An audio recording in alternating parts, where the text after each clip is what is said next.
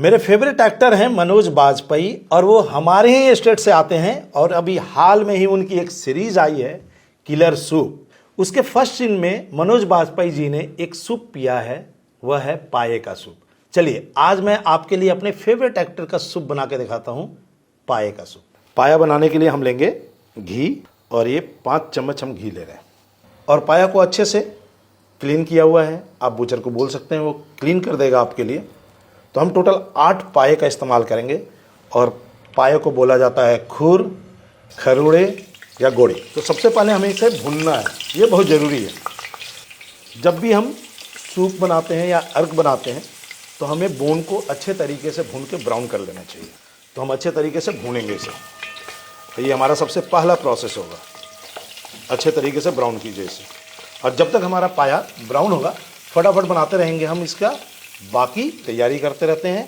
हम सबसे पहले बनाएंगे एक पेस्ट और मसाले, हम खड़े मसाले अभी पीस रहे हैं। तो हम ले रहा हूँ 3 हरी इलायची, 2 दालचीनी के टुकड़े, 10 लौंग, 8 हरी इलायची, 1 छोटा जवित्री का फूल तोड़ के, 4 लाल मिर्च, हाफ छोटा चम्मच काली मिर्च है और 1 बड़ा चम्मच हम लेंगे साजीरा, आधा चम्मच जीरा भी डालेंगे और 1 चम्मच साबुत धनिया। मिलाते हैं पानी। चलिए, और आप देख सकते हैं कि हड्डियाँ थोड़ी थोड़ी धीरे धीरे लाइट ब्राउन की तरफ जाने लगी हैं और जो पाया है, गोड़ी है, वो थोड़ा सा मुड़ भी गया है, सिकुड़ गया है। और हमारा पेस्ट बन के तैयार है और इसे हम मिला देंगे पाए में। पानी डाल के इसे भी डाल देते हैं और यहाँ पे हम डालेंगे 1 चम्मच हल्दी और देगी मिर्च 1 चम्मच और इसे भून लेंगे। खड़े मसाले का इस्तेमाल इसलिए किया है ताकि जब हमारा पाया बन के तैयार होगा तो हमें शोरबा को, जो इसका अर्क होगा, यखनी होगी, उसे छानना नहीं पड़ेगा। इसलिए खड़े मसाले हमने पीस के डाले हैं और इससे स्वाद काफ़ी अच्छा निकल के आएगा। बेहतरीन पाया है की रेसिपी है ये। और जब तक मसाला भुनता है हम बना लेंगे अपना दूसरा पेस्ट। 100 ग्राम लहसुन छिली हुई, 50 ग्राम अदरक है, प्याज डालेंगे, वो डालेंगे आधा किलो के आसपास।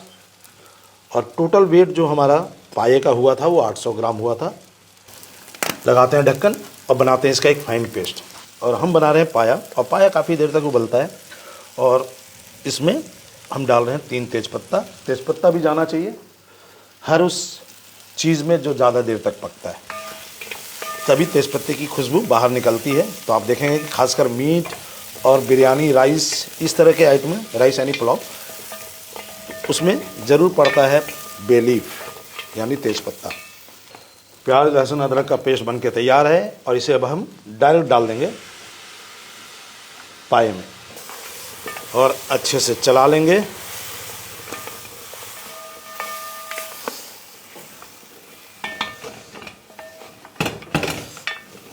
बस स्टेप्स आप गौर से देखिएगा और उसे फॉलो करने की ज़रूरत है। अब हमें कम से कम 15 मिनट तक इसी तरीके से प्याज और पाए को भूनना है। चलिए, अब हम मिलाएंगे दही। और दही हम मिला रहे हैं 400 ग्राम। दही को फेंट लीजिएगा और एक ही डायरेक्शन में हम घुमाएंगे।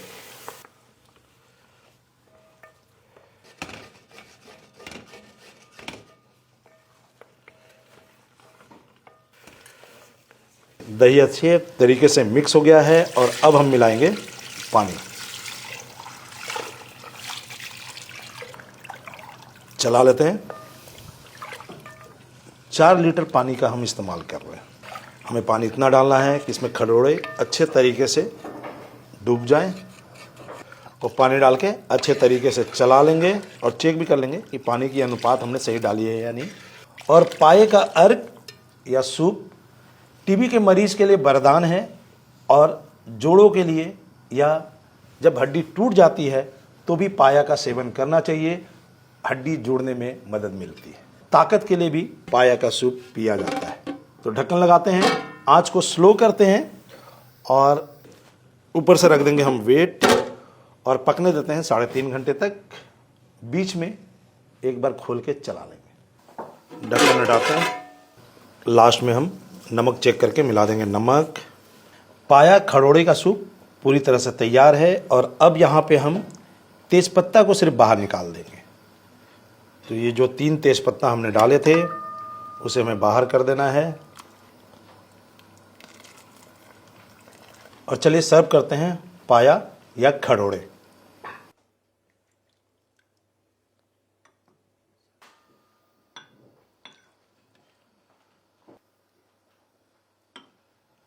अगर आपको ये रेसिपी अच्छी लगी है तो हमारे चैनल को लाइक कीजिए, फॉलो कीजिए और रेसिपी से रिलेटेड किसी भी तरह के डाउट्स के लिए आप मेरे इंस्टाग्राम हैंडल से सेबस्विनी कुमार सिंह पे मुझे मैसेज कर सकते हैं। Thank you so much.